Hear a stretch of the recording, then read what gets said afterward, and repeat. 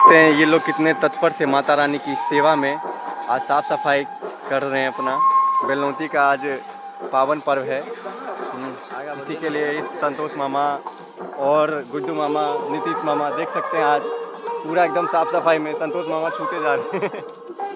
बहुत बढ़िया से संतोष मामा आज रगड़ रहे हैं। एक पत्ता साइड कर देंगे